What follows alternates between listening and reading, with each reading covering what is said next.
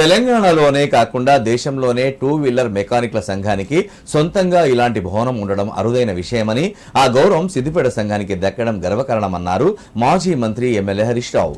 తనను ఎప్పుడు ఆశ్రయించినా కాదనకుండా సహాయం చేశానని, ఈ భవన నిర్మాణంలో మొత్తం భారం తనపై వేయకుండా సభ్యులందరూ తలా ఒక చెయ్యి వేయడం ఎంతో అభినందనీయమన్నారు.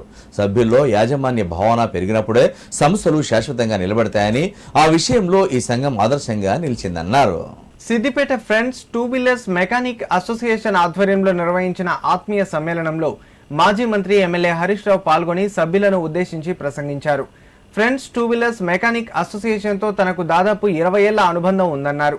మొదట చిన్న గది ఉంటే సరిపోతుందని భావించిన సంఘం క్రమంగా hall, compound wall, function hall అవసరాలను ఒక్కో దశలో నెరవేర్చుకుంటూ నేడు సొంత నూతన భవనంలోకి అడుగుపెట్టడం ఎంతో సంతోషకరమని పేర్కొన్నారు.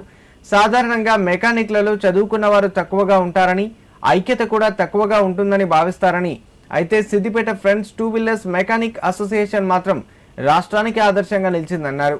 ఇన్ని సంవత్సరాలుగా సభ్యులంతా ఒకటిగా సంఘటితంగా ముందుకు సాగడం వల్లే ఈ స్థాయికి చేరుకున్నారని అభినందించారు. ఈ సందర్భంగా సభ్యులకు 3 ముఖ్యమైన సూచనలు చేసిన హరీష్ రావు, రోజుకు కేవలం 40 నిమిషాలు ఆరోగ్యం కోసం కేటాయిస్తే జీవితాంతం కుటుంబంతో ఆనందంగా గడపవచ్చని సూచించారు. అలాగే మద్యానికి పూర్తిగా దూరంగా ఉండాలని, ఆరోగ్యాన్ని కాపాడుకోవాలని పిలుపునిచ్చారు.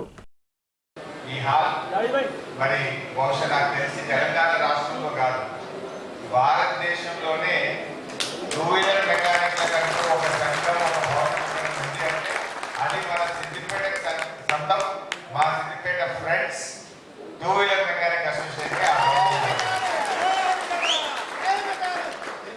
చాలా సంతోషం. మీరు ఎప్పటికీ ఇలాగే కలిసి ఉండాలని మనస్ఫూర్తిగా నేను కోరుకుంటా ఉన్నా.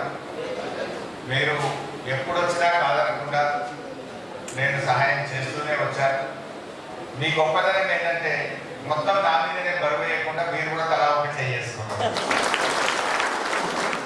అంటే అప్పుడే ఓనర్షిప్ ఉంటుంది. నేను కూడా ఇందులో భాగస్వామిని, నేను కూడా కొంత కాంట్రిబ్యూట్ చేసిన అంటే ఇది మనది, ఇది నాది అనే ఓనర్షిప్ వచ్చినప్పుడే ఈ సంస్థ నిలబడుతుంది. సో ఏది ఏమైనా మీతో ఒక 2 సూచనలు.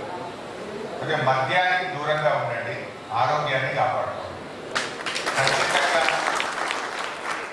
రోగం వచ్చినాక ఎంత పెద్ద దవాఖానకు పోయిన మన దానికంటే రోగం రాకుండా చూసుకోవడం చాలా ముఖ్యం. మీ దాంట్లో ఎంతమంది పొద్దుగాల వాకింగ్ చేస్తారు చేసేది అవకాశం అబద్ధాలు అవకాశం అంటే అడిషన్ అడిగేట ఒక 40 పైసలు చేస్తున్నారు. సంతోషం, మీతో కూడా ఉంటుందని నేను అనుకోలేదు. కానీ 40 పైసలు చేస్తున్నాను. నిజంగా చెప్పుకునే నేను అనుభవంతో ఆరోగ్య శాఖ మంత్రిగా చేసి చెప్తున్నా.